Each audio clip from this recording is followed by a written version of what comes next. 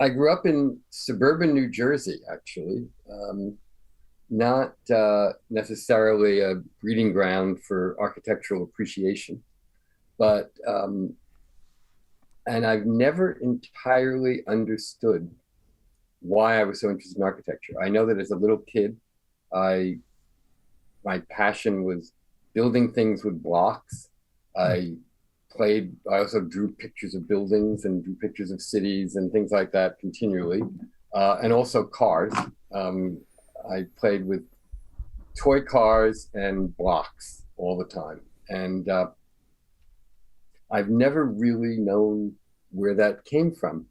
Um, what I and I toyed with being an architect at various times in my life, um, but I also loved writing, and I was editor of my high school newspaper. I did all kinds of things like that, and I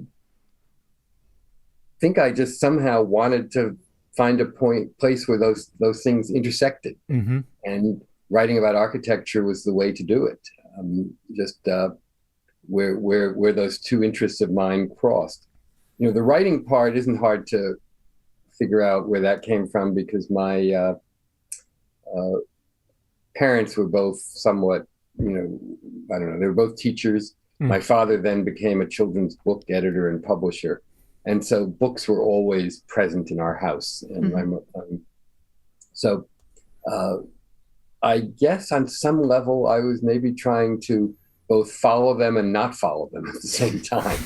Uh, so that, you know, I became a writer, but I became a writer about a subject that had nothing to do with them.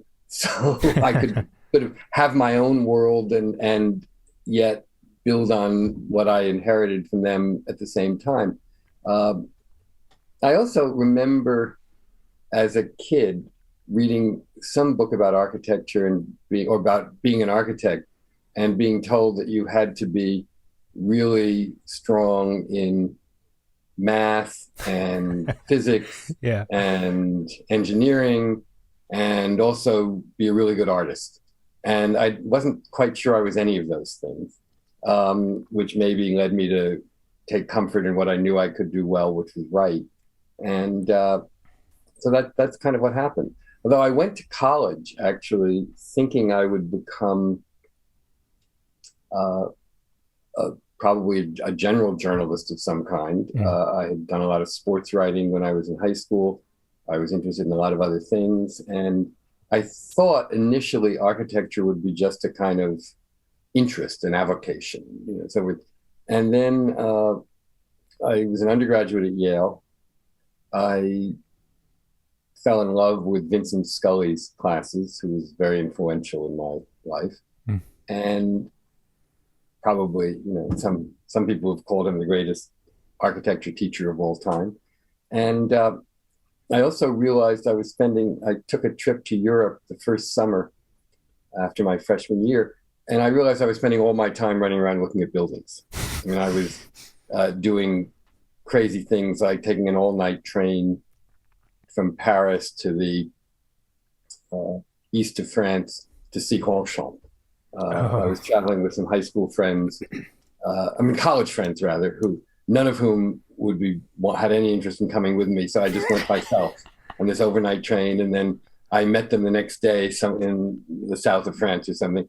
And when the summer ended and I went back to school, I realized that maybe architecture was more serious. I wanted it to be a more serious part of my life than uh, I had thought. And so I didn't, but I was still unsure about being an architect. So I changed my major to art history Huh. so that I could study about architecture as opposed to become an architect. And then I just kept going from there, basically. What did you think of Ronchamp when you saw it? I was blown away. It was absolutely amazing. And it was actually, the circumstances were really wonderful in the end, that I was alone and I had taken this crazy trip on this all-night train, because I realized, you know, everyone who comes to Ronchamp is a pilgrim of some kind or another. Mm. You're either a religious pilgrim or an architectural pilgrim. And I was in the second category. I was the architectural pilgrim. Um, And I remember staying in a tiny little inn nearby and walking up the hill and just being awed by it. It's interesting. I've never gone back to it, and often thought it would be wonderful to do so. And then, but in another way, it's almost better to preserve that memory Mhm. of first being there as a 19-year-old student or something. Mhm. And this is, I think, one of the things that made me fall even more deeply in love with architecture. Yeah, it is an amazing. It's my when people ask what's your favorite building, which we will Hmm. ask you later on, so be prepared. Usually, my Okay. answer is Ronchamp, and I've been fortunate to be there twice, and Ah, it is such a. Anyway, I can go on for 2 hours about it, but I always say you have to be there for like a full day to yes, absorb it. yes, You know. yes, which I was, and Oh, it's great. and then I took another overnight train to the south of France to meet my friends who had gone directly from Paris, and oh man, it was. I remember every moment of that whole trip, and the light, the silence, Mm. the approach up the hill and curving around. It was just absolutely amazing, and it was more than any other building. I think it began to make real for me what Corbu himself described as ineffable space, space that you cannot fully understand. Mm. And that really became, in my mind, the greatest expression of religious architecture, because um, religion in the end is about things that you cannot fully understand, that are not entirely describable in rational terms. And what an amazing thing to create um, a material physical expression of what cannot truly be expressed or said. I mean, in a way, it's different as Longchamp is from a Gothic cathedral. It's trying to do exactly the same thing, Mm. which is to create um, an otherworldly experience out of architecture that you cannot fully and totally understand, and it fills you with a sense of awe. Yeah. It's almost in a way I feel also the almost like the perfect architectural response to a religious building. Yes, It's extremely that, appropriate for its function and the purpose it's serving. that's Uh, exactly right. It is. It is. Yes. Yes. So, tracking the story, so after you finished school, you knew that you wanted to be in journalism to some degree, right? And did you Yeah. go directly to focusing in architecture at that point? Almost, not quite. I'll tell you what happened. I think it's a great story because it's a reminder that sometimes if you don't get what you want, you're lucky. Mm. Um, my first choice for what I wanted to do after school was a fellowship to study in Cambridge, England. There was a fellowship that Yale had for study at Clare College that was funded by Paul Mellon. It was a little bit like a Rhodes Scholarship, but it was at Cambridge, not Oxford. And I thought I would do advanced work in architectural history. And I was named runner-up. I didn't get it. And the other option I had was an opportunity to go to work for the New York Times basically as a sort of editorial assistant on the Sunday Times Magazine. Hmm. I had done a couple of freelance projects for them while I was an undergraduate. So we had a little bit of a relationship, and they offered me a job. And I thought, well, if I'm not going to go to England, I will probably in time want to either go to architecture school or get a PhD in architectural history. And I couldn't figure out which one I really wanted. And so maybe it would be nice to go to New York for a couple of years and earn a little bit of money and go into the real world before I go back into academia. Yeah.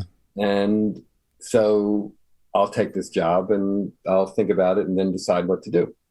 So I took the job, and then a couple of things happened.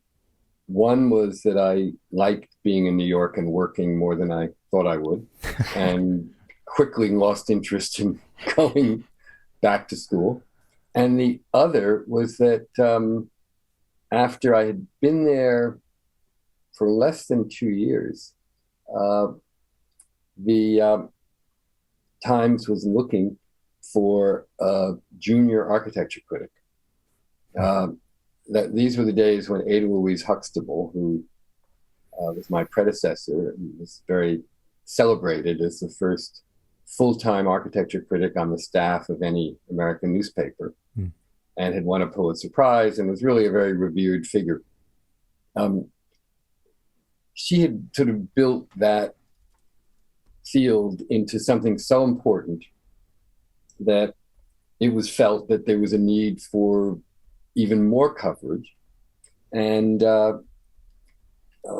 they knew me because I was there. They knew I was, worked hard, was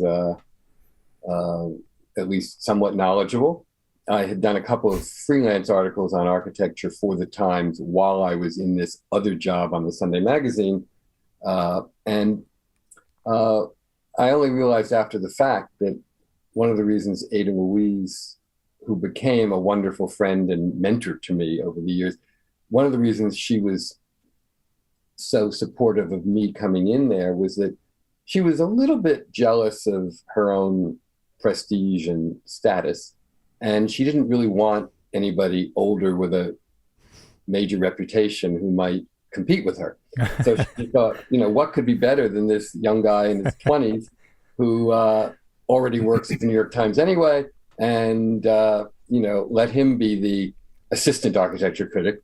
And so they gave me a chance to switch over into that job. And I, of course, said yes. And then my new life began, basically. And so I did that with, I would say,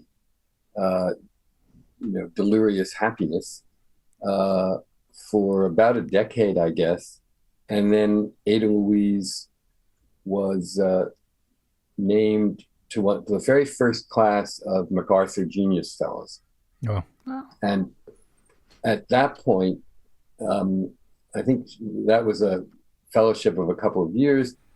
By the time it ended, she would have been at the Times' retirement age, and she decided that she would actually just step away and not come back. So she did her fellowship and then retired. And so I was suddenly the senior architecture critic, and I continued doing that for quite a lot more years. I was fortunate enough to also win a Pulitzer Prize a few years into that. And then became the cultural news editor at the time. So I oversaw all the arts coverage and all the various art sections. And after 3 years, I decided I really wasn't so happy being a bureaucrat. I missed architecture, and I missed writing myself. Right. And so I returned to writing. And then in the late 90s, I had an opportunity to go to the New Yorker. And I decided that, as one old friend of mine once said, every plant needs repotting every so often. And I had not worked anywhere else but the New York Times, which had not been my life plan. It just sort of happened. So I said yes, and I went to the New Yorker. It was a wonderful opportunity to be in probably the one journalistic organ that I respected as much as the Times. Mm-hmm. And to have them both kind of on my resume was an amazing opportunity. And so I said yes. And these were the days when, journalism had a lot more power and authority and money than it has now. This is pre-internet. By the time I went to the New Yorker, electronic journalism was beginning to be a factor, but not yet that significant. Mm-hmm. And in the days when I was at the New York Times, it's kind of, you could say its hegemony over the world of journalism was pretty total. Mm. And it also, most of that time, was highly profitable.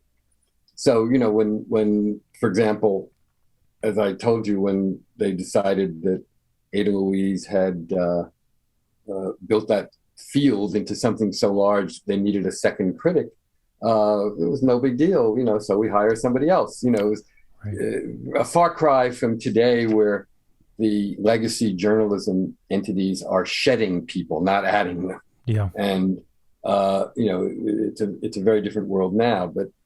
But so I was very lucky to arrive then, and at the New Yorker too. There was a time when Tina Brown was running it, and they were eager to make it a big splash continually, and it was fun to go over there. And I spent 15 very happy years working at the New Yorker, and then I really became gradually more and more interested in writing books, mm-hmm. which were hard to do when you're doing other stuff. And so I accepted an opportunity to go to Vanity Fair, where I could occasionally write pieces, but it was not kind of a full-time job in the same way. And I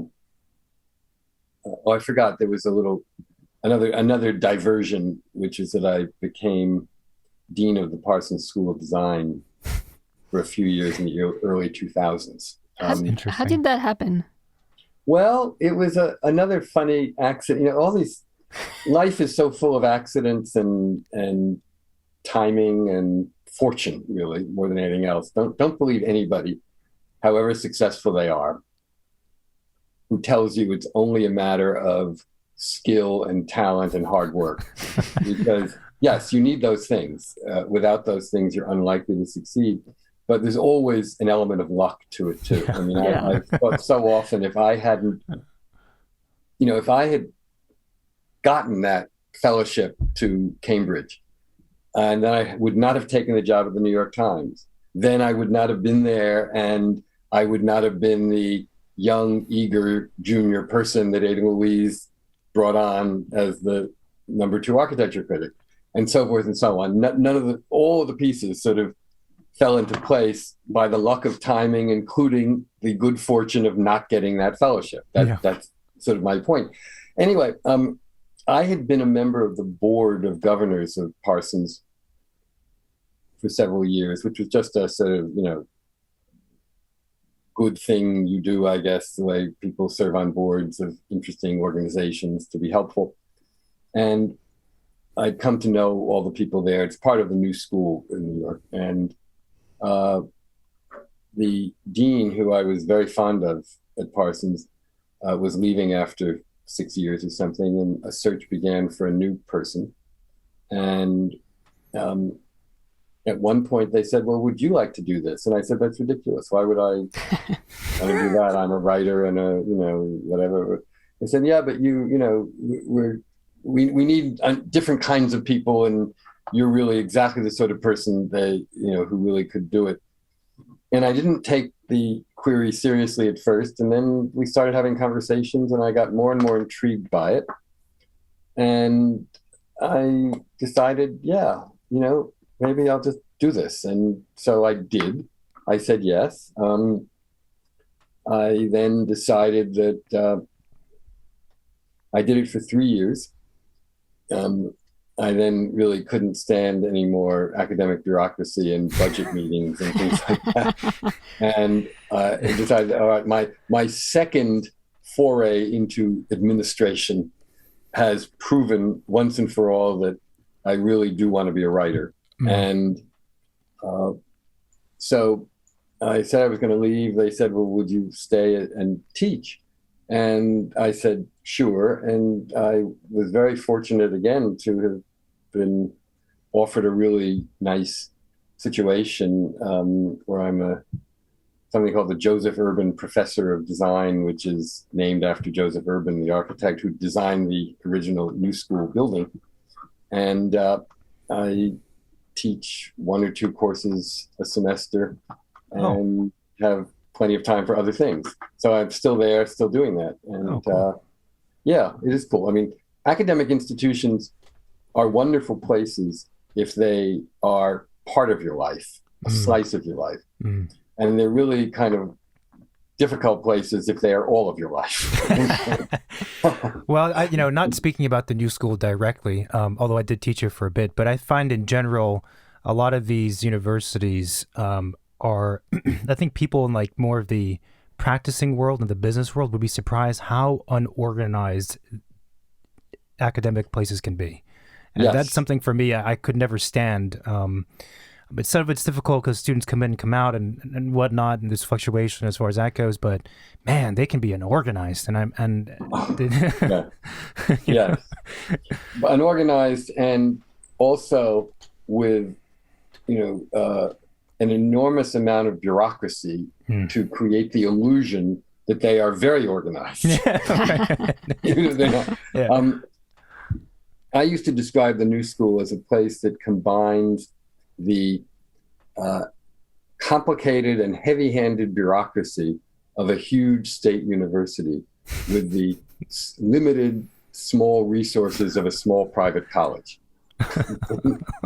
Sounds like a winning combo. Yeah, right, exactly. The worst of all worlds. But it is nevertheless a wonderful place that I would love being a part of. But it's so much more fun in the classroom and the studio than in an office. That's really the lesson, I think. Yeah. So that's a great story, and I think it's pretty fascinating to hear how you kind of bounced from one place to the next. And what's interesting about you compared to the majority of our guests is that the majority of our guests are either architects or creatives who are making the thing. And of course, you're a critic and a writer. So I want to talk a little bit about just the subject of critiquing architecture. Sure. Maybe specifically, like, how do you go about critiquing a work of architecture? Because we had talked briefly before this call, and one of the things was that architects are obviously critical people of architecture, but is the role of the critic, the mindset of the critic different? And then how do you go about approaching critiquing something? Sure. I think they are two different mindsets. I think an architect, at the end of the day, speaks through his or her work, not through words. In a weird way, although it's wonderful when architects are articulate, not enough of them are. It's great when they are. But I'm a little bit suspicious of an architect who speaks so well that the words almost overshadow the architecture. At the end of the day, there's a design idea that should be more powerful than anything said about it. But that does not mean that design speaks for itself. It doesn't always. And there's a lot to be said about interpretation and context and judgment and evaluation and so forth. And a critic's job is to combine taste and judgment with a basis of knowledge. So to bring knowledge to the table, which allows informed judgment and hopefully against a background or on a foundation of good taste, as well as a foundation of knowledge, to explain things that an architect or designer may not and perhaps even should not say themselves. And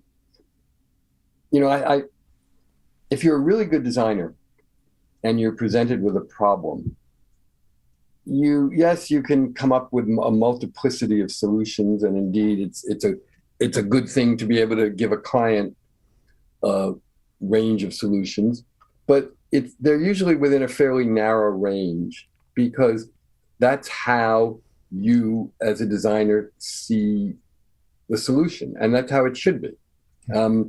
You do not want Eric Owen Moss to decide that a problem is best solved by designing something that looks like Richard Meyer. I mean, there should be a way of approaching things that is your way. I think a critic is comfortable with a multiplicity of ways and should be capable of making judgments about how well within a particular choice of forms, let's say, a solution is. And also to be able to evaluate it in a range of contexts. I think that's a key thing about good architecture criticism, is that it balances analysis of form with discussion of physical context, social context, historical context, urbanistic issues. The list goes on. Programmatic issues, and so forth. And the critic has to be able to look at all that stuff and talk about how well a building works as well as how well it looks. And also even economic issues. Is it relevant? Is it not relevant what a building costs? Well, it depends on what the building is and what the cost is and who's paying for it and a lot of other things like that. And the critic is also trying to create a bridge between the sensibility of the architect and the experience of the user, let's say. And but of course, who the user is of a building is itself a complicated thing. The users of a school are first and foremost the students, but also the faculty and administration, and also the people who maintain it, and also the community of which a school is a part. They're all users to some degree or another. The public is a user of every building that you can see on the street to a certain extent. And so it has to be evaluated in terms of its public presence as well as its private internal success, and so forth and so on. So critic tries to balance all of this stuff, and out of it, hopefully, come informed judgment, ideas, and what I think is the ultimate goal, which is a better informed, more visually literate constituency of readers. That's the big one. There's a lot of things to unpack there. The first one is, you were mentioning that architects or designers or creatives, right? They have a certain way of doing things, and that's, I think, inherent. Every person has their particular take on things, and you have to be honest with what you're doing. Is it difficult for you as a critic, though, or for critics in general, to parse that out and have that separate from like what they're doing? In other words, to not have your own biases, your own preferences, predilections, like influence the critique too much? Well, they always do somewhat, but I think maybe a better way to put it is a good critic has a fairly wide set of preferences, or is able to separate out the best work within each kind of approach. I'll give you one sort of very general example. If you were a theorist, or maybe even an architect, you would consider one quality that I have to probably be a great weakness, which is that I happen to like both traditional architecture and modern architecture. When I was at Yale, I was attracted to it in part because of the great modern buildings by Paul Rudolph, Eero Saarinen, Louis Kahn, so forth. Those are, iconic buildings everybody knows. And then I got there and I found all this Gothic stuff from mostly the 1920s that if you were serious about architecture, you were supposed to disdain as horrible and sentimental and silly and dumb and all that, and just a bunch of stage sets. And I thought, this stuff is actually sort of pretty cool. Yeah. And, figuring out exactly why it was good and what made it good, and it taught me an awful lot about architecture, and left me with this very firm conviction that dogma, in a theoretical sense, or stylistic dogma, let's say, is not right, certainly not for a critic or historian. And so to this day, I love great eclectic buildings from the 1920s. I also am not offended by, let's say, historicist building by Robert A.M. Stern, or people who do that sort of work. On the other hand, my greatest interest is in great modern architecture, both from the high modern period of the 20th century and stuff being done right now. I think you cannot function as a critic if you do not support and believe in the new. Mm-hmm. But there is room for all kinds of stuff. And in a way, it's maybe a little bit like a music critic whose taste is broad enough to embrace both atonal music and traditional melody, let's say. And I really do like both of them.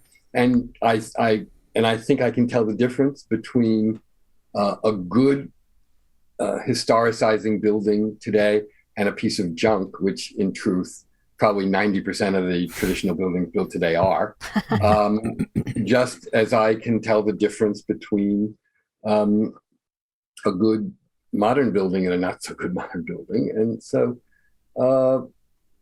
that's kind of what I mean. But an architect, this is really my point, an architect who will say to a client, okay, do you want this house to look like a Georgian manor house, or do you want this house to look like the Barcelona Pavilion? I'll give you either one. Wow, that's pretty. That's an impressive architect. But it's not impressive. That's my point. That's the point I'm trying to make. Yeah. That it's one thing for a critic to feel comfortable in both of those worlds, and to say, okay, my job is to figure out not which world is right and wrong, or which world is moral and ethical, and which world is not moral and ethical.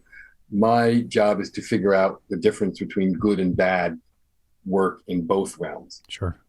But an architect who operates that way, I have very little respect for, because they don't stand for much. There's no, driving creative force inside them, mm-hmm. as there has to be, that says, no, I can only see doing it this way because that's how I am. That's how my mind is constructed. And I think that's right for an architect. It's not right for a critic. We could come up with so many other analogies for it. Imagine if, a painter, there are painters, in fact, counterfeit painters who could give you a Jackson Pollock or a Rembrandt. Well, but if you are a serious painter yourself, you're an artist. You're an artist. You're driven in one direction, and that's as it should be. That's my whole point. Yeah. Now, one further thought from that, though, which is that, I don't mean by this to say that being a critic or a writer is not creative. It is. It's just that your creativity goes in a different direction. It goes in the direction of writing. So I have a particular way I write, whatever it is. I don't even know what I would call it. I hope it's just clear English. But anyway, but I don't want to write one day like Hemingway and another day like Henry James. Right. I want to write like me. Mm-hmm. So That's what I'm saying. So Yeah. that's where I'm operating as a creative person in that way. But in terms of architectural judgment, I'm trying to be more, Catholic with a small c, Right. broad-minded. Right. Okay. That makes total sense. I think it would be very. I've not met any architects who claim they can do both the Barcelona Pavilion and also whatever. And you don't want to meet You them. don't want to. I mean, I've seen I'm right now talking to you from the east end of Long Island, where my wife and I have had a house for many years, and we spent all of COVID and still spend a lot of weekends and summers and stuff. And there are a few architects here who, but they're mainly kind of developer builder architects who, rode the trend of the shingle style for a while, and then oh, that's coming out of fashion. People want modern stuff. Okay, we'll give you a modern house. But they're not the people whose work tells you where architecture is going or has any meaning in terms of the culture, really. Yeah. It's just middle ground stuff.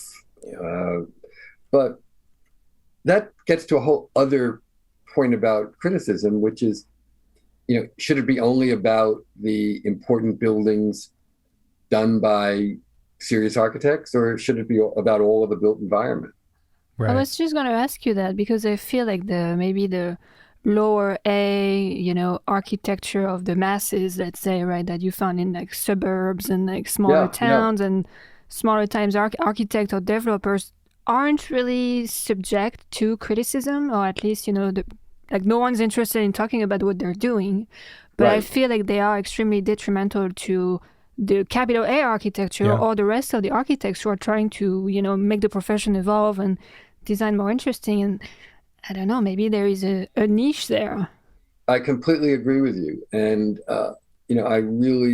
I think at the end of the day, the critic has an obligation to talk about the whole of the built environment. I mean, the amount of our built environment that is designed by architects with a capital A, serious architects with high ambitions, is very, very small. And I think we do have an obligation to think about and write about and talk about all the rest of it also. I tried to do that when I was, actively writing for both the Times and the New Yorker. And, I wrote a lot of columns about, and this is not to forgive this stuff, it's the opposite. It's to bring it to people's attention and say, and it could be better. Why isn't it better? Right. What's wrong? I wrote about, crappy apartment buildings on 2nd Avenue. I wrote about, the office buildings that were propping up in Jersey City and making the whole New Jersey skyline look like, Pudong, Shanghai. And if I were doing that actively now, I would write about Long Island City and downtown Brooklyn, which are both travesties, actually. And I'm sorry that there isn't more attention given to that stuff, because so much is happening and most of it is terrible, and it needs attention. I totally agree with you. And it might just be as simple as it's not exciting, so no one wants to talk about, really. Yeah. I mean, I guess sort of related to that, I was wondering if there's a great pressure to write about certain things because we know it's going to get more readers and more clicks, and that's what drives part of this.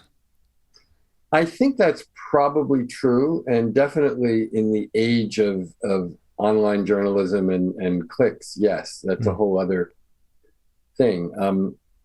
But I mean, I'm very concerned right now about the paucity of architecture criticism, period. I mean, there's just not enough of it happening. And some of that is because of the decline of, mainstream outlets and major newspapers and magazines. But it's existing too erratically in digital media too. I mean, a few years ago, it seemed like there were more good blogs and other things than there are now. And Twitter will not save us. Yeah. Well, that's another topic that's pretty fascinating, because you had mentioned through your story that a lot of your career when you're at the Times and whatnot, that was pre the internet. And when you describe architectural criticism, you mentioned the 8, and there's many more categories and ways to understand or critique a piece of architecture, and that's a lot, and that seems to lend itself toward a long form way of communicating, either in writing or a long discussion or something. And yeah, how do you have that same kind of richness be conveyed in something at the extreme end, which is 240 characters as a tweet? 280. 280? Okay. Oh, so, 40 characters. Now, of course, it's also true that some buildings aren't worth more than 280 characters. Character name a few. But nevertheless, it really is a problem. And I think it's a problem that is maybe more severe in architecture because, as you've just said, there are so many different factors that go into evaluating architecture. It's really, really hard to do it adequately without enough space and time and so forth. You're not just judging it as a piece of form. You're judging it in so many other ways as well. And you're judging it at the end of the day, in terms of its impact on society, which is always a complicated issue. But this is a problem in our culture in general right now, because as attention spans get shorter and shorter, and the notion of a sort of quick hit about everything. Everything is reduced to a slogan or a phrase or a sound bite. Mm-hmm. And that's one thing I like about your podcast, is that you're not trying to turn it all into 15 minutes. And so, but you're absolutely right that this broad problem that our society faces now is more severe still in architecture, because architecture is so much harder to do without the luxury of space and time and all that. Yeah. So I agree. Yeah. So do you think that actually lack of critical opinion, information, and people just spending more time and more effort understanding and questioning things is influencing the architecture that is currently produced? That's a really, really good question. And I don't for sure know the answer. I can tell you I hope it's not, because I can't see how it would influence the architecture that's being produced in a good way. Yeah. But I'm not sure for certain. I will say that I don't think so. I mean, we're seeing an awful lot of, we're seeing a lot of good architecture today in spite of all these factors. And we're even seeing, to some extent, a rise in the level of a lot of ordinary commercial building. But I don't know that it's quite enough. I mean, we're seeing better stuff than, say, in the 70s, which was a pretty horrible decade. But I don't know that it's enough to.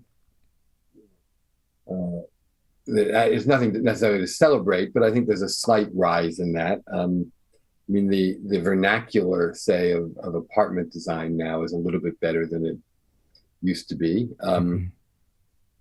I would say, in Los Angeles, for example, the small infill multi-unit buildings in the center of the city or in West Hollywood and so forth are certainly better now than those little dingbat things on top of on over raised over parking underneath that you saw so much of, and that Ed Ruscha documented in that wonderful book and so forth. So there's a certain rise in the floor, but not enough to given everything. We had Mark Lee on the show. He's great. Was he chair or head chair? I forget the title at the Harvard. I get my schools mixed up. At Harvard, I'm pretty sure. He's now at Harvard. Yes. Yeah. And he brought up a good point quite succinctly, and it's something that I think a lot of the architects we speak to agree with, is that the problem of increasing the quality of architecture and the way architecture can have a bigger positive impact on everyone, the problem is not with the 1% of the architecture. It's not with the capital A architects. I think he actually said that if you compare, the work of two completely different, really high-level architects, both of those works are, maybe antithetical to each other, but they have a quality that's very high still. Whereas the majority of the architecture or the buildings out there is quite poor. So in his opinion, that's where I guess whoever we is, need to focus our attention on. It's the 90%, 99% of the buildings getting built. That's like the big issue. He's totally right. Look, although that's the very same point that Frank Gehry got, everyone gave him shit for saying in, I think 2014, when he gave that news conference in Spain and said, 98% of the buildings built today are shit. And everyone, right. He's not wrong. But he was saying exactly what Mark Lee just said to you, and no different. And I agree completely. And it is true that, however much one may differ in one's feelings about buildings built by different architects today, it is true that the general level of serious buildings by serious architects is high, and that's not the problem our society faces. The problem our society faces is everything else. And I mean, I put it in a slightly different way, which is, I've said often that, we have no problem designing a great building when we devote our attention and our resources to it. What we seem unable to do is create a decent vernacular that makes it possible to create ordinary buildings that are pleasing and satisfying and work well and that people like, and that collectively make a civilized urban environment. And that may be one reason that I have more sympathy than a lot of critics for traditional work, because you look at stuff like, I don't know, Park Avenue in New York. I mean, the Upper Park Avenue or West End Avenue or Central Park West, where, great apartment buildings from the early decades of the 20th century, and how good they all are. And even though very few of them were designed as super special buildings, a handful were, but most of them are not. Most of them are just, ordinary workaday things, but a vernacular existed that was very good, in the same way that a vernacular in 19th century Paris or 18th century London yielded such a wonderful city. And that's what we've never been able to do in our time, is make the ordinary as satisfying as they could. There's a lot of interesting things there. I mean, I think we certainly get to thinking about architecture as a component that's part of a city experience at an urban scale, as opposed to being a one-off thing. And maybe it touches on another question which I had, which is, someone once asked me, a really well-known architect once asked us, like, what do we think the architectural movement of today is, or what is the ism of today? And I've always interpreted that, at least, as being, what is the vernacular that is maybe not agreed upon, but sort of established as something that could be productive in the sense that you're talking about. Do you think that exists? And if not, why? It's a great question. And I'll I'm going to say first the one thing no articulate, well-informed guest should ever say, which is, I don't know. That's a legit answer. I mean, he asked us, I was like, that's really? $1 million question, man. I don't know. Yeah. I mean, I really don't know. I mean, it's a really good question. And I think there's plenty, we can talk about it and turn it around and up and down and play with it a little bit. But I don't know that there's a clear answer that will emerge. I mean, part of it is also, by the way, that I think it's very, very difficult and always has been to understand any period when you're in the middle of it. Yeah, right. It all becomes clear as you move away from it. Yeah. I don't think there were people who sort of said, "Oh, we're in the Renaissance, isn't this nice?" Oh, we're in the Dark Ages, isn't this too bad? I mean, it kind of becomes clear when you're beginning to move on from it. I do think we are grappling toward a kind of modernist vernacular, and that sometimes does show signs of promise.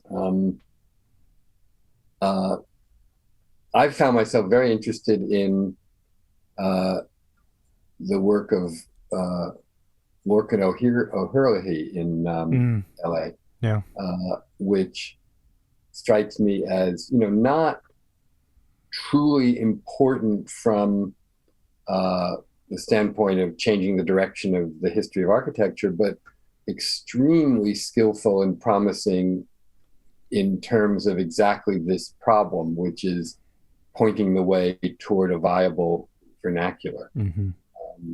And I think there are other people like that too.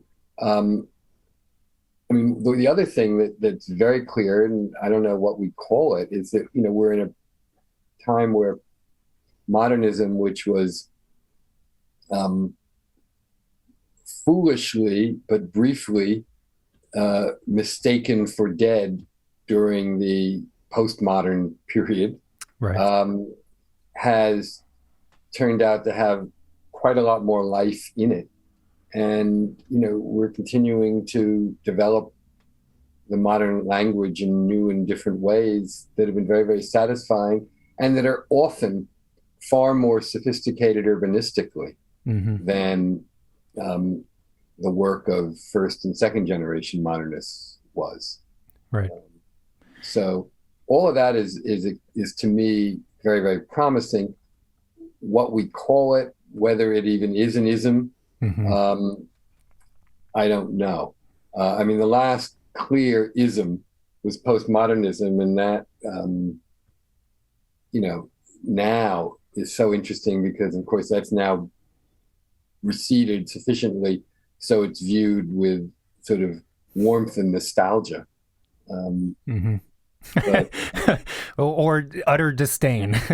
well, yes, but you can feel both at the same time. In other words, you can feel extremely relieved it's gone, and so then therefore you can afford to view it sentimentally with nostalgia. I see. Because it's not really, people are not really going to be building it. It's not a threat. Yeah. It's not a threat, exactly. There was a wonderful line that I quoted in one of my this book, Why Architecture Matters, that was, let me see if I can find it. It was Sir John Summerson, who wrote at one point about history that architecture here it is, okay. I suppose that all architecture has to die before it can touch the historical imagination. I love that. And that's certainly true of postmodernism. In other words, it came, it went, it died. Now it is sort of viewed through this haze of affection. But that's because it's dead, because it's not really going to happen. And that's why it's always also a little bit suspicious when people take on past styles with a kind of moralistic fervor, as if they really were still living things. I mean, it's one thing to say, yeah, you want a Georgian house? Yeah, sure, fine, you can have a Georgian house. It's another thing to say, we're building a Georgian house because it's the only morally acceptable thing to do. While, as I said before, I have great sympathy, more than many modernists, for well-executed traditional architecture today, I have absolutely no sympathy whatsoever for the moralistic claims that the classical Taliban surrounds itself with, which I find profoundly troubling and disturbing. I think I find any assertion of moral rightness about any kind of architecture to be disturbing, actually. Really? Even architecture that claims to be more future-looking? There is nothing wrong with assertions of moral rightness to things that connect to the social aspect of architecture, just not to the formal and or stylistic aspects. So in other words, I think there is indeed a moral argument to be made for sustainability. Sure. There's indeed a moral argument to be made for the need for more affordable housing. But those are both ways in which architecture fulfills a social goal. Yeah. I put those kinds of moral arguments in a very, very different category from the moral argument that says, a classical building is the only acceptable way to make architecture. Yeah. In the same way that, Pugin in the 19th century said the Gothic was the only moral thing to do. All of that's always been nonsense. It continues to be nonsense. It will always be nonsense. Yeah. And so, but yes, there are ethical issues connected to the making of architecture. Absolutely. I did not mean that architecture should be seen as value-free, as free of morals. Completely not the case. I meant only the stylistic issue. Yeah.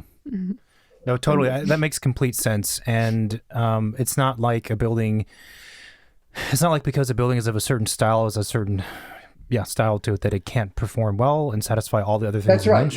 That's essentially my point. And that doesn't mean anything goes, anything is okay, but I just can't bear the sanctimonious moralizing. Yeah.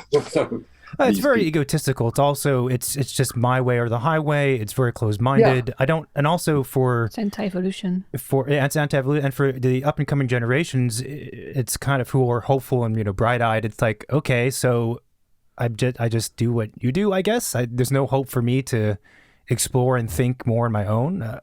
Well,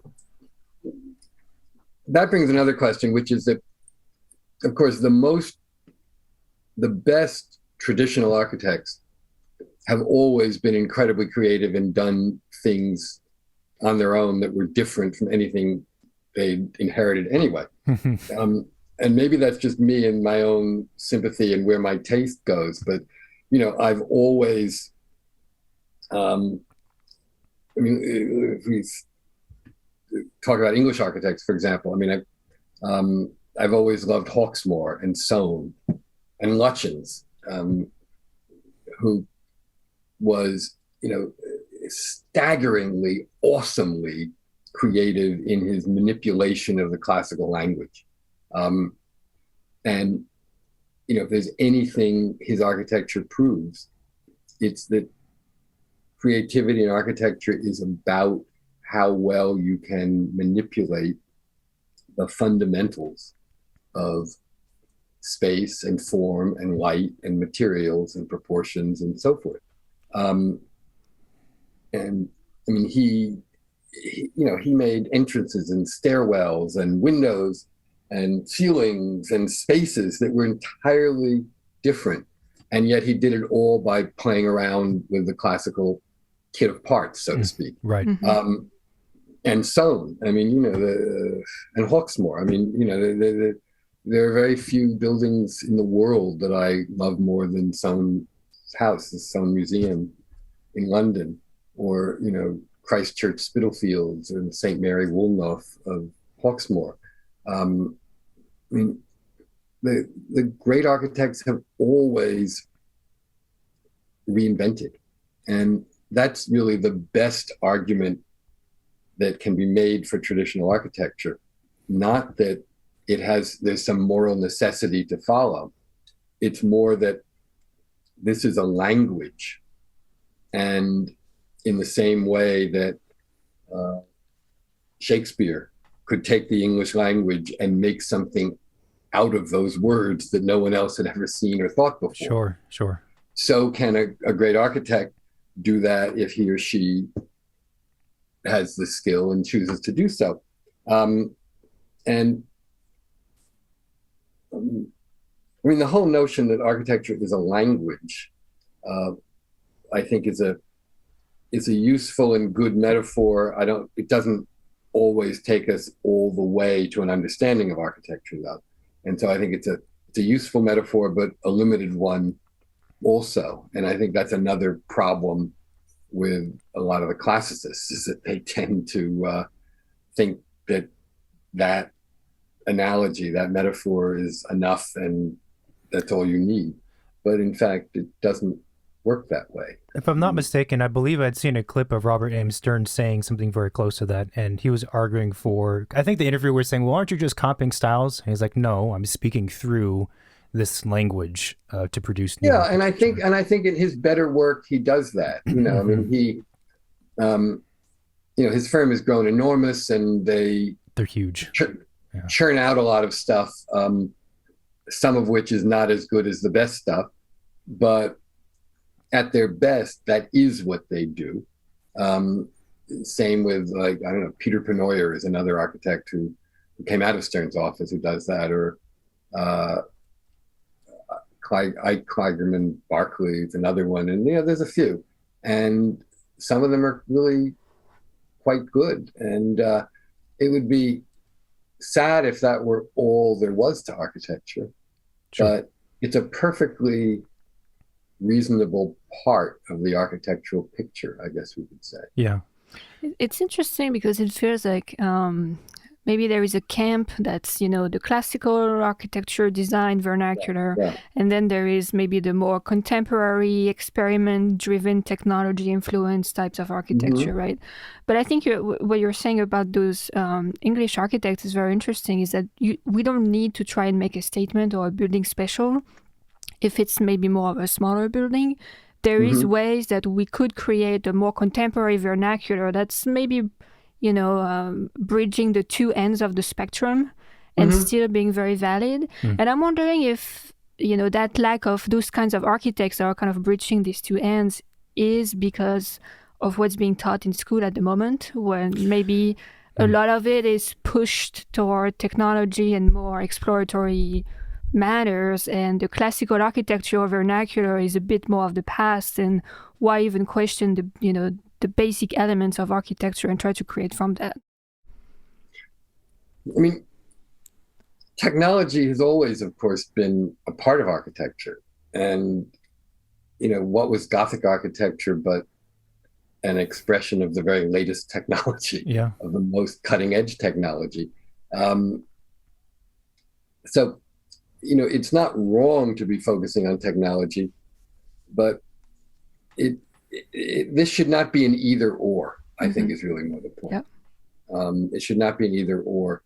There's room for both. There's room for all of it.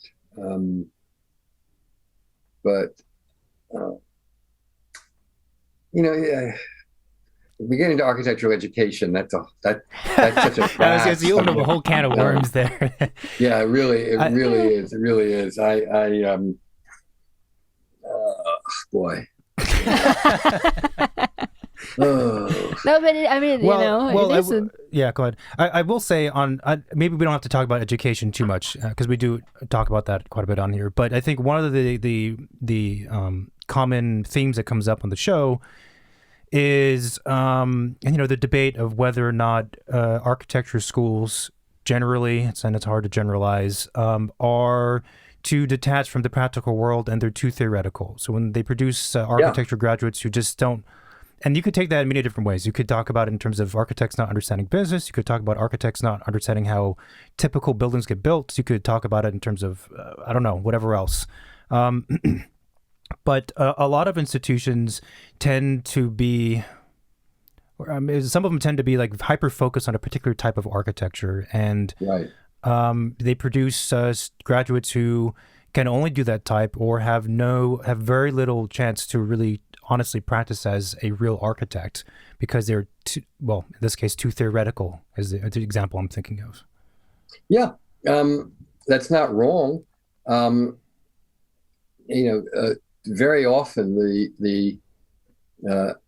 particularly the more prestigious schools have disdained the more practical aspect of architecture as if it would sort of somehow sully dirty their hands. Yeah. And they sort of sustain among students this illusion that they're training people to be artists. And in fact, but at the same time, you don't want to suggest to them that it's nothing but a business, because of course, then you're really finished, actually. Yeah. Then you've lost any, because in fact, you want it also to be aspirational. I mean, this gets to really the essential paradox of architecture, which is that it is art and not art at the same time. And how do you teach that? How do you teach two conflicting things? If you treat it only as theory and creativity and art, then you're not preparing students adequately. If you focus too much on the other, then you'll churn out a bunch of people who aren't even fit to work at Gensler. Right. So I mean, you want to graduate students who believe that there is something noble and aspirational about architecture. You want them to feel that architecture is something that makes life better. You want them to feel that architecture is something that will be enormously satisfying to them as a profession.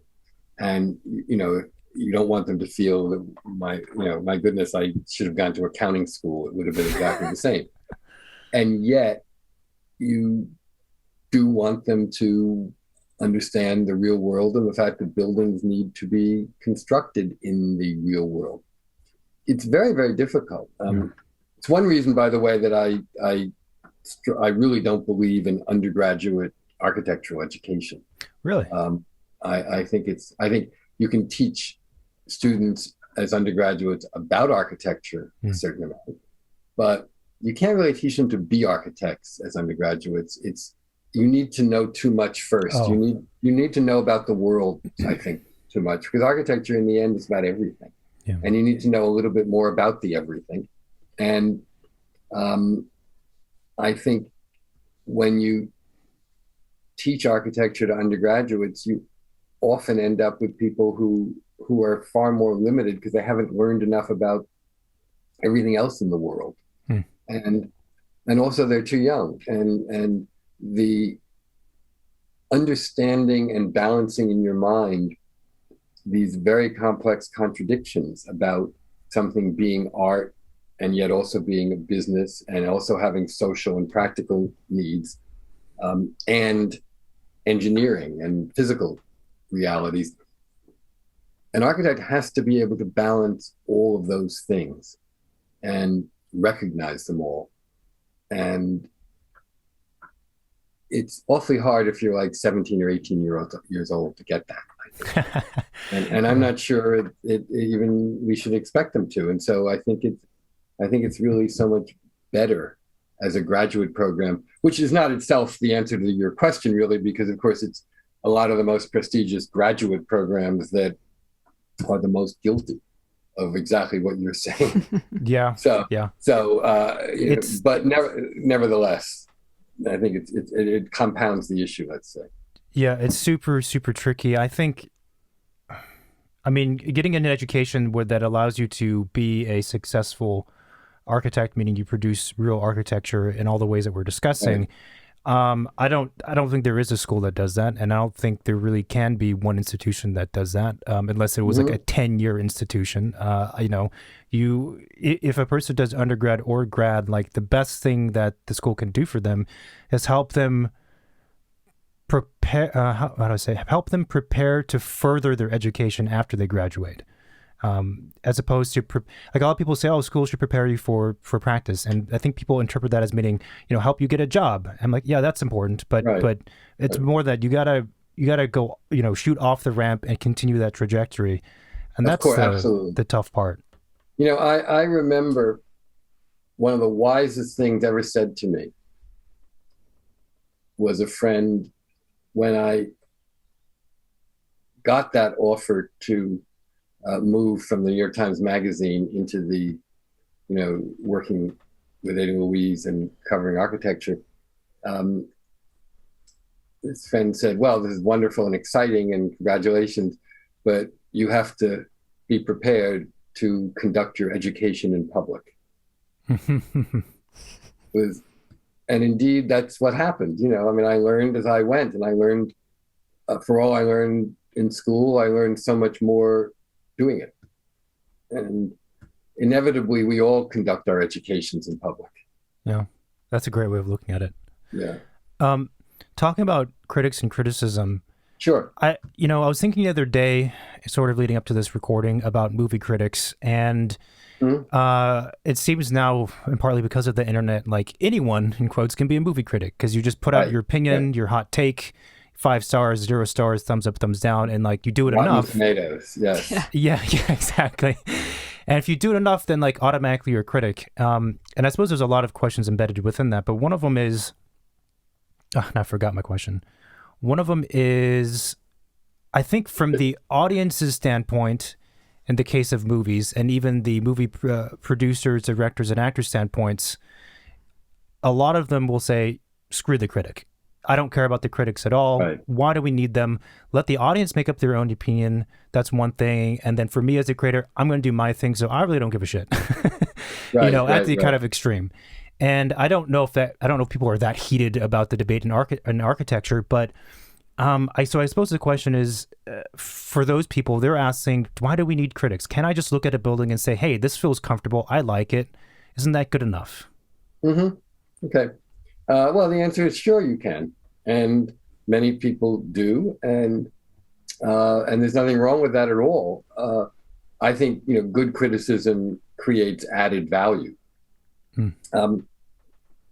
One, and deeper understanding. I think in architecture, a critic is, at least in part, an educator, a kind of public educator about architecture.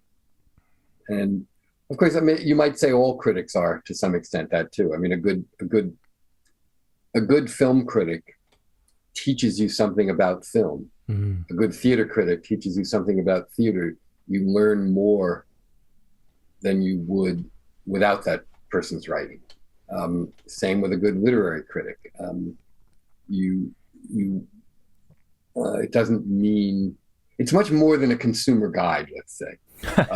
Ideally, one of the problems with movie criticism is that sometimes it's just taken as a consumer guide. And,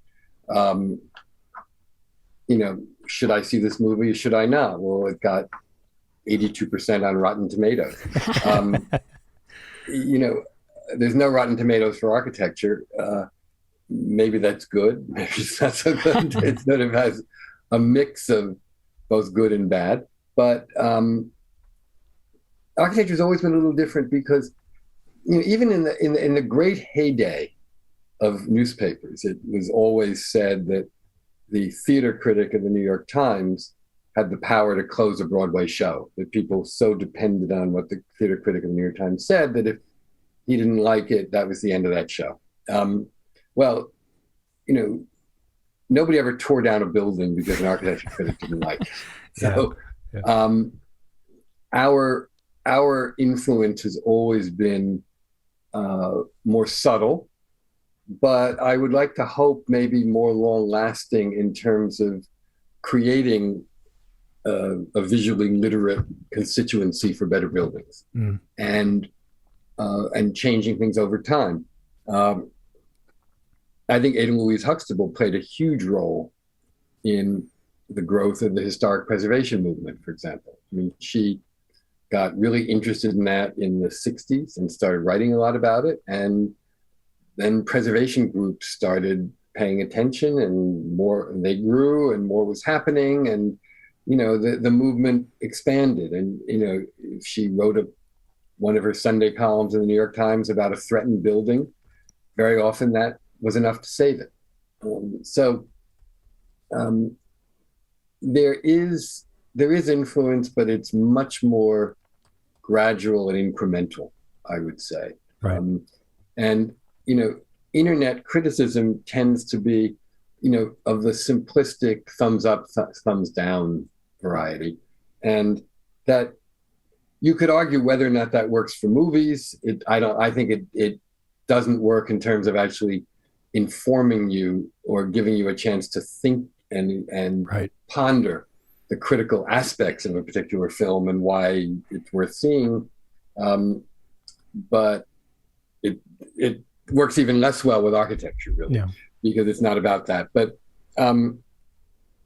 with all good criticism, to further separate it from consumer guide, I find the best criticism is often most meanline for me after I've seen something. If I've gone, sometimes I'll go to a movie or see a movie on, line or television or whatever, and find it really interesting, and then go back and look at what the critic at the Times or the New Yorker or someone else wrote about it, and because it then helps me shape my thoughts as I'm recalling it and thinking about it and reflecting on it, so to speak. So, criticism has become, by the nature of digital journalism, more of a consumer guide than it even used to be. And that, in turn, is kind of antithetical to anything architecture is about. So, I think one of the key words you used, which is interesting, is education. That's the part of the role of the critic. And I think it's great because I think it does. I do believe, and I think a lot of architects and people in this profession do, that there's a pretty big gap between architects and architecture and the general public, the general public's understanding of architecture, how they value architecture, for sure.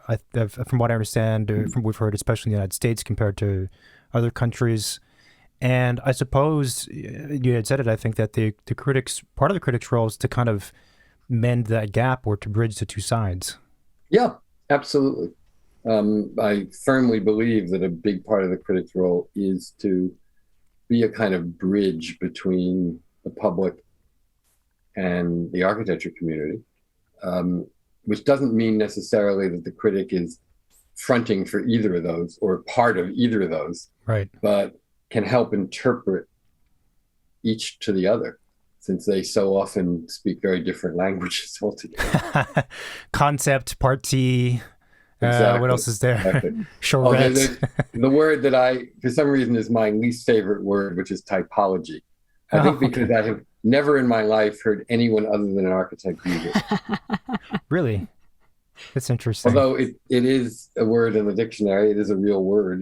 But it seems only to be used as part of architectural jargon. No, there's a lot of words in architecture that architects misuse. Like typology, but one concept is one that's used in like 100 different ways, and it drives me up the wall. I'm like, you're just saying it because it sounds cool, and you're trying to convince people, but really you don't have any handle of what that means. I was wondering, because in the conversation we're talking about educating the public, communicating to the public, and this trend towards short form methods of communication. And I was wondering, is it possible, and would it be good or bad, to have essentially a rating system for architecture that is sort of similar to Rotten Tomatoes? And what I was thinking is that I suppose it ties to real estate in a certain way, because the value of architecture oftentimes comes down to dollar per square footage in the real estate kind of mentality. Mm-hmm. And that's what a lot of the general public understand architecture as. How much am I getting for the dollar per square foot? And I was kind of thinking, well, that happens because it's a number. It's quantifiable. It's transferable. I can tell you it's X amount per square foot. You can repeat that number to your friend. It's very easy.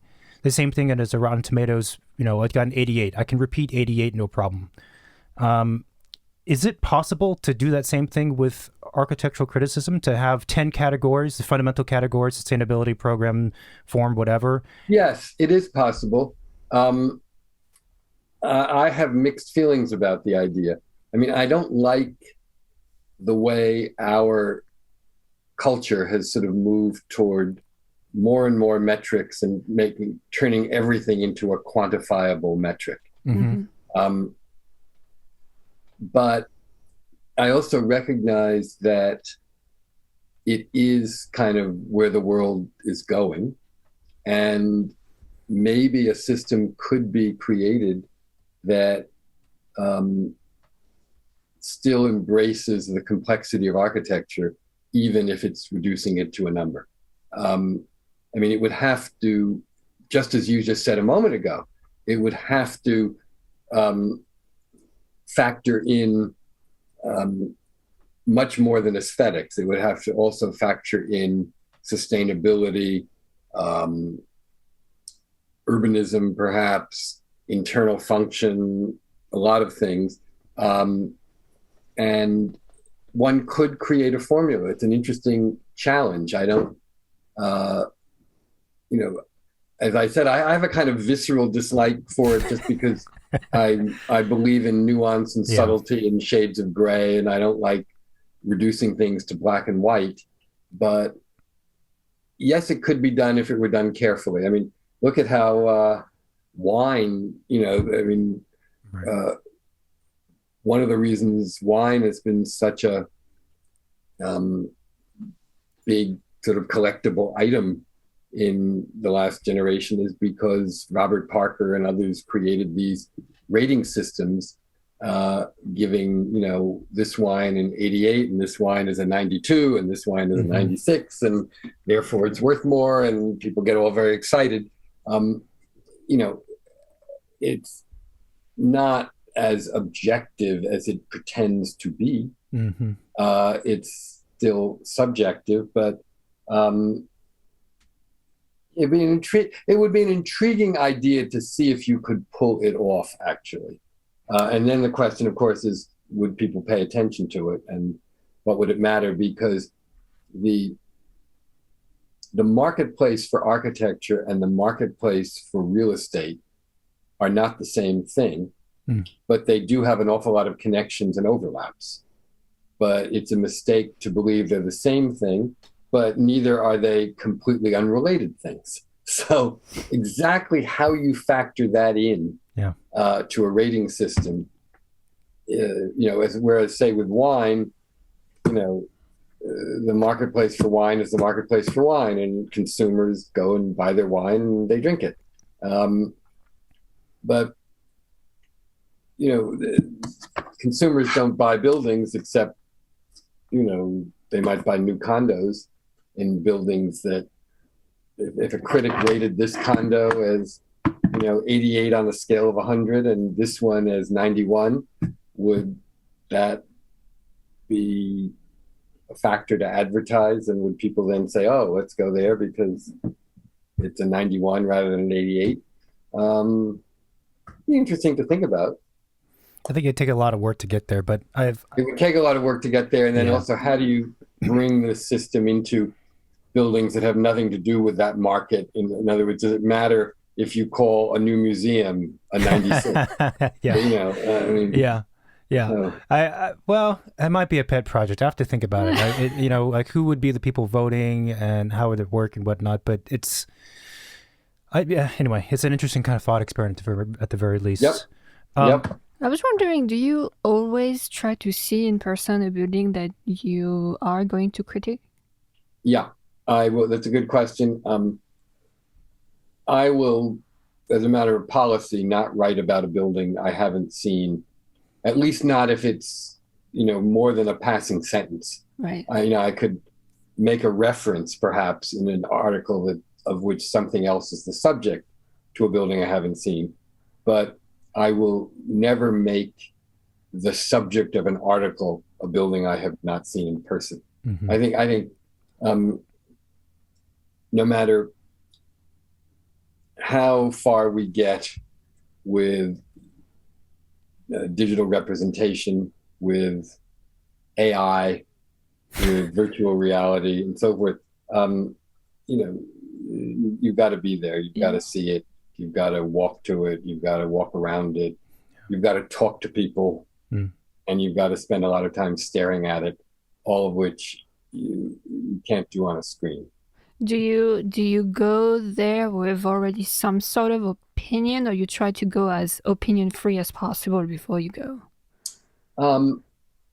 I try to go with a certain amount of knowledge, so I will try to read up on the building. It may be a building that is known to me already, that has been in design and construction for a while, or it may be a completely new thing.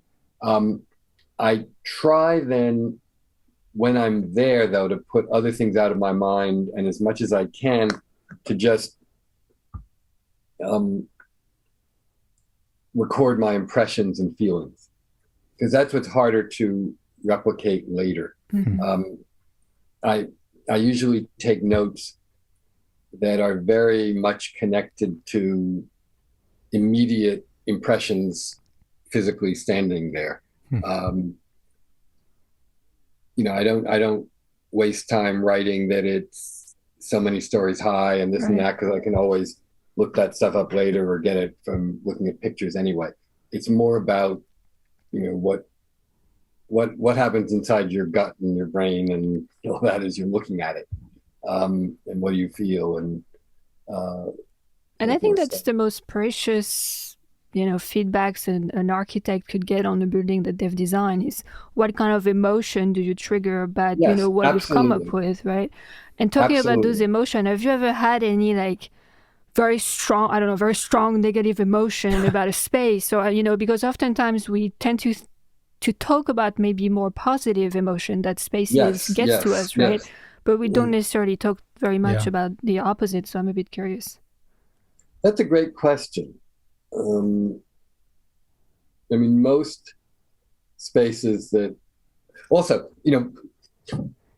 this in a way gets back to the earlier discussion we had about ordinary buildings and the fact that criticism doesn't deal often enough with them, or they're just considered not important enough. And indeed, I think the most frequent form of negative architecture criticism is just omission, just ignoring it and not bothering with it. I think what I've really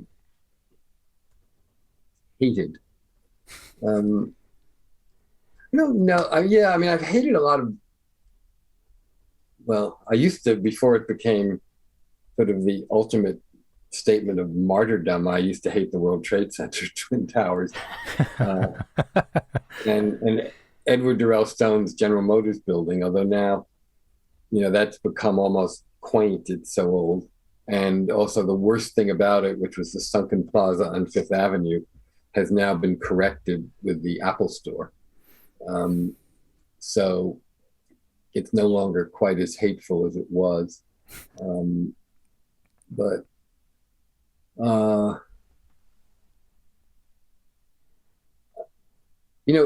because buildings are with us all the time, because we see them all the time, we tend, I think, to kind of become numb in certain ways to things we don't like. Right. It's very, very different from, a piece of music you don't like, you just don't listen to. That's true. A building that you hate, that you have, but maybe it's, something on, La Cienega Boulevard that you drive past every day, and you you can't afford to sort of waste too much mental energy hating it all the time.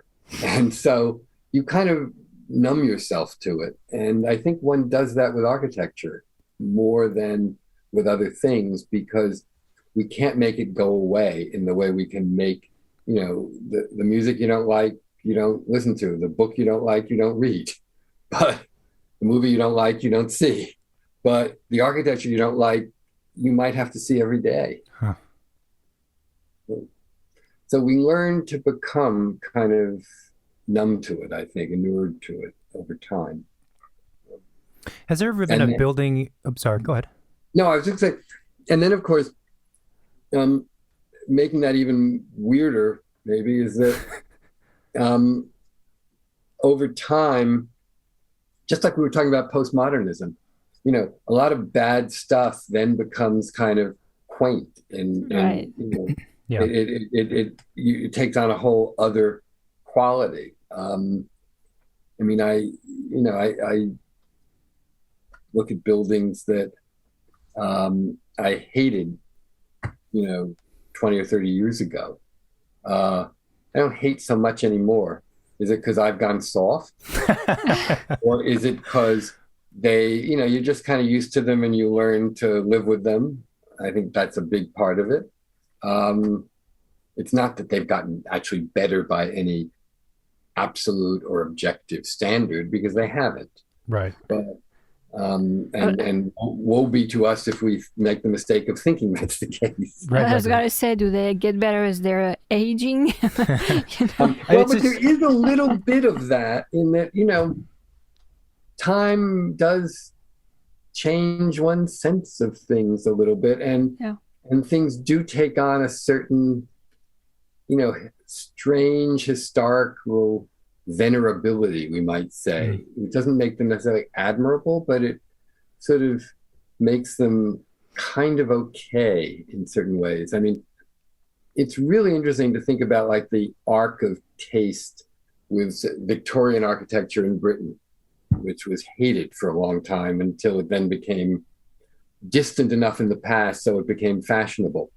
Art Deco in this country, that was disdained by serious modernists in the 30s. And I mean, that was thought to be just cheap commercial claptrap that was trying to piggyback on modernism. And everybody saying, everybody who thought they were serious just turning up their noses at stuff like that. I remember Philip Johnson once saying to me when I was early in my career, very young, that we all used to, when he was young, they all used to hate the Chrysler Building because it was thought of as just, a vulgar commercial thing, not a serious work of modernism. Right. And so, I mean, taste changes, people change, and perception over time changes. It's all fascinatingly dynamic, actually. Yeah, right. Well, and cities change too. I mean, cities change, right, absolutely, because the context changes. Yeah. And the meaning of anything comes, at least in part, from its context. Certainly, architecture is profoundly affected by context. And, the meaning of a brownstone that's part of an entire row of brownstones is different from the meaning of a brownstone that's a survivor surrounded by skyscrapers. And everything is different. It's super complicated. Sort of shifting, you mentioned Philip Johnson, and it reminded me of a question I wanted to ask. Is it possible to separate the architect from the architecture? Because there's been a lot of successful architects, well-known ones, who have done, let's say, good work for the sake of conversation, and they've had, there's been some controversy around them, like Philip Johnson or Richard Marr more recently, or absolutely. I would say yes, it is possible.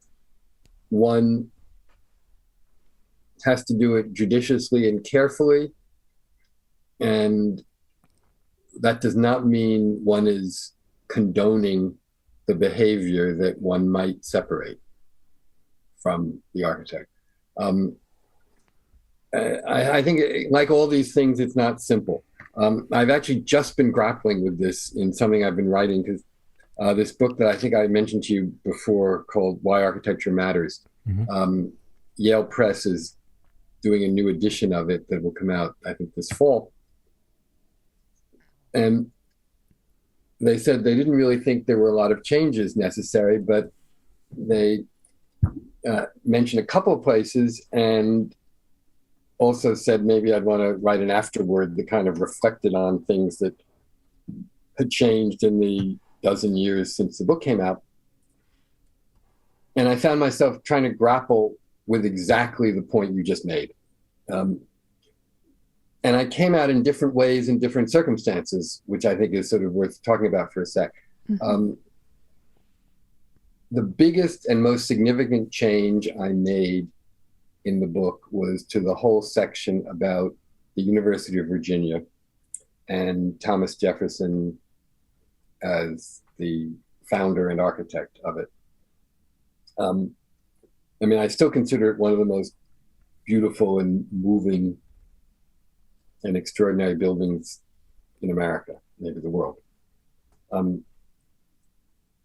We've learned so much in the last few years about the roles of enslaved people in both building it and running it and maintaining it, and acting as servants to the students and so forth, that it's very, very hard to see the building as an aesthetic object in quite the same way. Mm-hmm. Mm-hmm. Sure. I still talk about it as an aesthetic object, but then I go on to say, you know, there's but, and there's this massive but that we cannot get out of our head, and I don't think we should try to get it out of our head. I don't think we can separate it, because it's so intimately tied in with the creation of the building, with the architectural concept of the building, which was somewhat fraudulent because it's all about the freedom of a liberal arts education and Jefferson wanting to demonstrate its importance. But of course, it was a liberal arts education that was only available to free white males, mm-hmm. and no one else. And that appropriately is not acceptable in the way that it might have once been. Mm-hmm. And I contrast that with Philip Johnson, whose sort of reprehensible period of sympathy with the Nazi regime is known, but it's gotten a little more attention in recent years, but it was not a secret. And I think that too absolutely needs to be known and talked about and acknowledged. But I made fewer changes there, no actual changes in the text there, but in the afterword talk about why I changed Jefferson more than Johnson, because I felt that the unforgivable things in Johnson's life occurred before a lot of the building, before any of the buildings actually that he designed happened. They are not in any way connected with the concept of the design, right? In the way that the slaves were just an intimate part of the Jefferson's idea for that place, but say the glass house has nothing to do with his flirtation with fascism, which by the time the glass house actually was built, he had pretty much publicly renounced and apologized for, even to the point of designing a synagogue in Westchester for no fee, as a sort of public statement of repentance for the anti-Semitism that was represented by that phase of his life. That doesn't mean that stuff should never be talked about. It should absolutely be talked about, but I think one can make a greater case for separating the architect from the architecture rather there. And then I think another factor in all of these things, though, is time. Because a building's aesthetics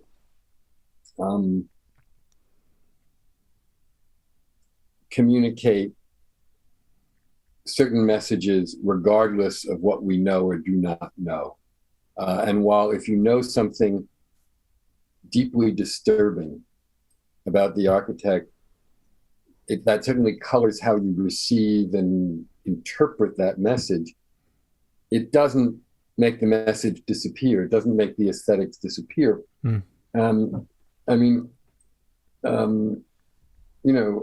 Caravaggio was a pretty horrible character, right? And so were a lot of Italian architects and painters of that period. We are now so far away from that it doesn't necessarily color the experience of being in a building or looking at a painting. I'm trying to say this in a way that doesn't sound like I'm trying to get anyone off the hook. Right. I do think that, Richard Meyer's buildings, the best of them, have a beauty that transcends his own unspeakable behavior. And if we look through, the reality is, you think Picasso was such a great guy? He was a shithead who abused women and treated his children terribly and did all this other stuff. I think that we have to find a way that does not appear to be forgiving or condoning this behavior, but still allows enough of a separation so that we are not denying everybody the benefit of aesthetic experience that is not necessarily, does not have to be destroyed by this association. It's very complicated, and I think the current moment in our culture, what is often described as cancel culture, right, makes nuance difficult to maintain. Yeah. Meanwhile, everyone wants to do tweets as a way to communicate. Right. And the reality is, just as every man who has been criticized in the Me Too movement is not Harvey Weinstein. There's a range of terrible behavior too that's gone on, and I think we have to distinguish from the worst and the not worst, and also distinguish between those who, like Johnson with his different kind of terrible behavior, publicly acknowledge and apologize for it, and those who don't, or don't accept their own failings, and also recognize that, like all other things we've been talking about today, time changes perceptions and so forth. As I said, I'm trying very hard to make none of this seem like I'm trying to get anybody off the hook. I also feel a little bit funny that in the end, my process of reasoning left Thomas Jefferson, who may be the architect I admire the most, in the worst position. Well, that's to say you're being fair. But I am right, exactly. I'm definitely trying to be fair. Yeah. That is my nature over all. I think I am I think I'm actually fair-minded to a fault. I will say that because, when I look back at things I've written, basically I'm happy to say I like most of them and stand behind most of them and all that. And in the few cases where I have some doubts years later looking at something I wrote, it's invariably because I was a little too kind to it and trying a little too hard to be understanding and possibly sympathetic of the architect's intentions, right? Which are always part of the equation. But you know, in architecture, as in everything else, the road to hell is paved with good intentions, and there are very few buildings that have bad intentions. Sure, so, sure. You know, Right. Yeah. I've at certain times been too forgiving of good intentions. I'll admit to that. So anyway. I just have a few last couple questions for me. Sure. I did, because we've been wanting to go back to New York for like the last 3 years and hasn't happened yet because there's COVID and whatever. Right, and in that right, time, I think in that time, the High Line development has continued on. They have the, I was going to say the trash can. That's what people call it. The Thomas Heatherwick, The vessel. the vessel, right? Yeah. I've not seen it in person. There's a new park too. There's a bunch of things happening there. And there's a huge amount happening there. Yeah. Fair amount of controversy, right? I was just curious to get your opinion or your thoughts about all of that kind of stuff, because it's, there's gentrification, there's architecture for the wealthy, there's a lot of things happening, and a lot of the people in the architecture community are like not thrilled about it.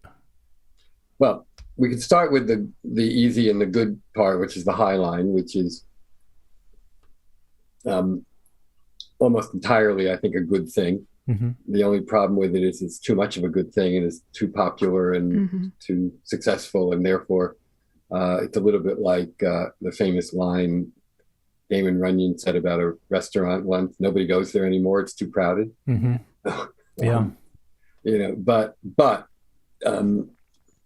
when all is said and done, it's an extraordinary and wonderful achievement. And I would go farther and say that, in the last generation, the really great accomplishment in New York has not been architecture, but public space. Because, the High Line is maybe the most famous, but there's also Brooklyn Bridge Park. There is the park being developed on Governor's Island. There is the Hudson River Park along the Hudson River waterfront. There are some various small park areas being developed on the east side. There is Four Freedoms Park on Roosevelt Island with the Louis Kahn FDR Memorial.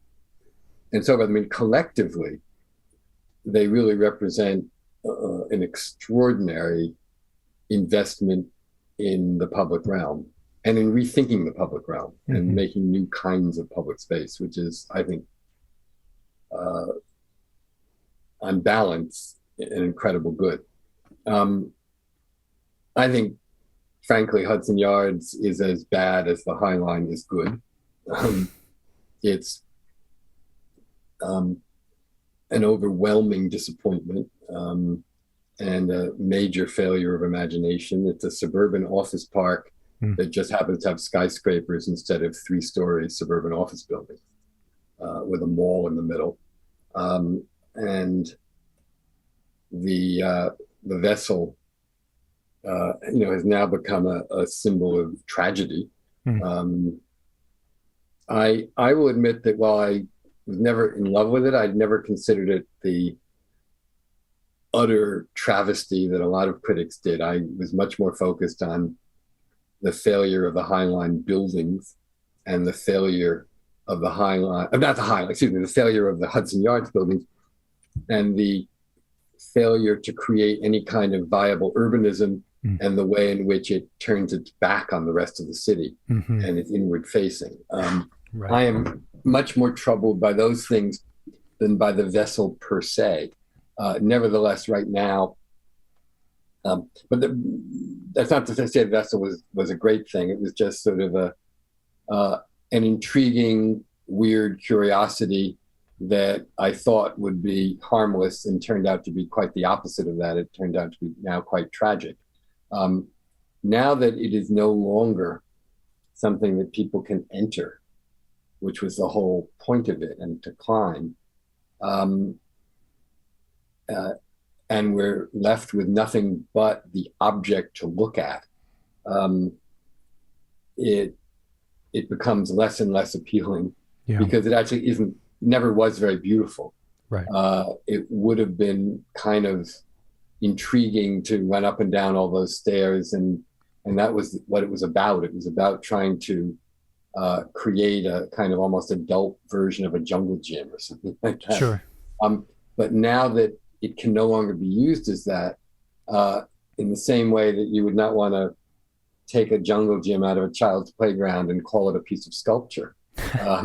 This doesn't make a very good piece of sculpture. So I don't know. I mean, if it disappeared, it would be fine.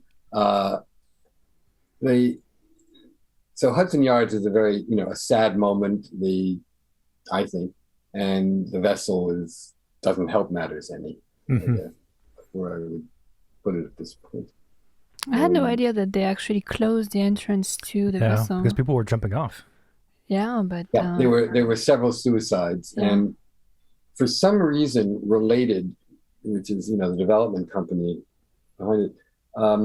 I do not understand why, but they were resistant to a plan that Heatherwick Studio came up with to retrofit it and put high railings or maybe plexiglass or something there. And instead they had this crazy idea that they would no longer allow single ticket sales, and people all had to come accompanied by people on the theory that that would prevent suicides. And it failed to do so, making it even more tragic. And I don't know what will happen eventually. I have no idea, but the whole thing is a very, very grim and sad story. Wow. Yeah, I think your point about Hudson Yards in general is a very good one. It seems to strive to be this private, closed off community for the exactly. And from all these comparisons they made to Rockefeller Center, the genius of Rockefeller Center is that the arteries are open, it connects, the city flows in and out of it. And also true of the thing that in many ways is a even better analog to Hudson Yards, which is much older than Rockefeller Center, what was once called Terminal City around Grand Central, which was really the original air rights construction, because all of that is over train yards also. But it was done in 1913. And the New York Central Railroad developed the Biltmore Hotel and the Roosevelt Hotel and the Commodore Hotel and some office buildings and apartment buildings and all this stuff on it. But the whole idea was that it would all blend into the city, so no one would even think of it as this separate place. They called it Terminal City for marketing purposes, but I think they stopped using that like in 1920 or something. That goes back to when Grand Central was new. But so that there too, everything in the city is supposed to be about connection and integration. And everything about Hudson Yards is about turning inward and separation. Right. And that's a tragic failure. And I mean, the only decent thing about it is the luck of having the High Line next to it, which somehow makes it a little, it allows at least one approach to it. One way in that's actually pleasant. All the other ways in are horrible. Yeah. So anyway, I guess with the last question, just to, in a more positive note, what's your favorite building? I have too many of them. I really do. I just have too many of them. It's like asking a music critic what's his favorite piece I know. of music. It's a super unfair question. What's the current one? What's the current one? Even know. I'm trying to think if I've seen anything lately that's new that I've really, really been blown away by. I'm writing a book right now about the only time I've ever written a book about a single building, I think, the only time, which is on a really amazing house that Diller, Scofidio, and Renfro did on the ocean in East Hampton on Long Island. It was finished a couple of years ago. The owners would never allow it to be published in any magazine or anywhere, but then decided they wanted to write a whole book about the story of building this house, and asked me if I would write the text, and I was sort of intrigued, and I was fascinated by the house and the story and everything else. So I agreed, and that'll, I hope, be done next year. But that's certainly a building that's been very much in my mind. I mean, most of my favorite things in New York are certainly older things. Mm-hmm. And it's not a terribly interesting list because, at the end of the day, also, to go back to that other analogy, if you ask a music critic what the greatest pieces of music are, if they have any brain at all, they'll still tell you, Beethoven's string quartets or Beethoven's Fifth Symphony or something like that. They're not going to tell you some obscure thing no one's ever heard of. And by that same token, I think the New York Public Library on Fifth Avenue is one of the greatest public buildings that's ever been built anywhere in the world in history. I love that, and I love Rockefeller Center and the Dakota and the Plaza and the Waldorf. I also once wrote that the two greatest pieces of architecture in New York are two things that are not buildings. Central Park and the Brooklyn Bridge. Mm-hmm. Oh, yeah. And I still believe that as well. Doesn't tell you much about new architecture, though. DSNR thing. Well, I guess one way to maybe reframe is like, what excites you about in architecture today? Like I don't want to use the word trends, but what things you see happening that are more current that you think show great promise or are exciting for you, if any? Well, what I'm actually more excited about now is not something about form, but that we are coming, I think, back to a real understanding and concern and willing to prioritize social issues. Maybe because we've just been pushed into crisis by the failure to do that before, but we are much more concerned about affordable housing. We're much more concerned about homelessness and what architecture might be able to do to help. We are much more concerned about issues of architecture and social justice. I mean, the work of a firm like Mass interests me a lot because they really tried to show that it is not a zero-sum game between social responsibility and the making of good form, between social responsibility and aesthetics, let's say. Mm-hmm. Kere getting the Pritzker this year is similarly very encouraging for the same reason. Mm-hmm. So I suppose it's that trend is what excites me, that we are pulling away from a period of too much formal indulgence and too little interest in social issues. Yeah.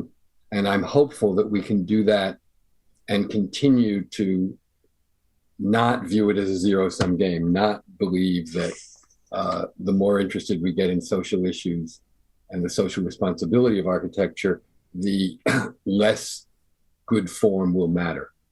Because the whole point about architecture always is that you have to find a way to make all of the stuff work. It's not this or that. Mm-hmm. It's this and that. Love it. Love it. Paul, thank you so much for taking the time to be on the show. This was phenomenal. I could usually keep talking for the next 3 days. This was fantastic. Thank you. Well, you really made it fun, and you've made 2 hours pass very quickly for me. So I hope it's worked for you guys. Yeah, absolutely. It was wonderful. Hi, everyone. Thanks for watching this video on YouTube. If you like what we're doing, then please support our show by hitting that subscribe button and liking and commenting on our videos. You can also find us on most of the social media, Facebook, Twitter, and Instagram. We're mostly on Instagram. And you can reach out to the hotline, 213-222-6950. You can send a text message or leave a voicemail if you have any reaction to this recording, any questions you might have, or guest suggestion. Feel free to send it our way. Cool. Thank you for watching, and see you next week. Thanks. Bye-bye. Oh, you got a nice car collection going on behind you. I know, it's sort of funny, isn't it? I mean, I'm a New Yorker and a book person, but I look like Angelino with that car collection. It's a funny story actually, because I got one of them almost as a joke, and then I just kept getting more. Wow. It's weird. I've always loved cars, even though it doesn't fit with the rest of my identity particularly. And and I've always particularly, I mean, it's more about automobile design than anything else. And at one point I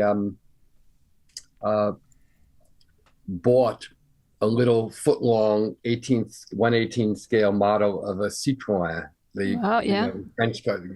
And I'll find it. Hold on, it's right here. And I decided, I was toying with buying one. Oh, And I decided in the end that it was foolish and silly and it would be a hassle. And what was I going to do with it as a mostly city person? And then I found this model online, so I decided, well, that would be easy. I'll just buy that, and then I can look at it, and it's much easier than having to take care of a car that would require enormous upkeep. And then I just put it on a shelf and forgot about it. And then I decided, that's actually not a bad idea. And I started acquiring models of pieces of automobile design that I admired or liked. And so I ended up with this whole wall of these things. So how's the maintenance on those? Much easier than the real cars, I'll tell you. And it is much easier to have an 11-inch long Ferrari than a real one. Oh, yeah, and for sure. Also easier to acquire it as well. What an insure too, right? Yeah. And insure, exactly. Right. Everything about it. So anyway. That's pretty funny. That's too funny. It is funny. I love miniature things. I don't know what the meaning of that is psychologically. Because I'm at my house in the country, and I have this collection of these little cars, and in my study in New York, where I live most of the time, I have hundreds of these little miniatures of buildings, like little Eiffel Towers and Empire State Buildings, and I have a Los Angeles City Hall and a Griffith Observatory and stuff from all over the world. I have hundreds of them. That's pretty interesting. That's pretty funny. It is, I don't know, it's sort of funny and strange. That too began by accident, and then it just kept growing and growing. So. That works. I think I like oversized things, like giant objects, but I feel like it would be much harder to collect. Much harder to collect, yes, it's true. Yeah. It's true. It was like that we were looking at furniture recently for a project, and there's a bench that's a giant clothespin. I have to admit, it's pretty cool. It's beautiful. It's made of wood. It's beautiful. Yeah.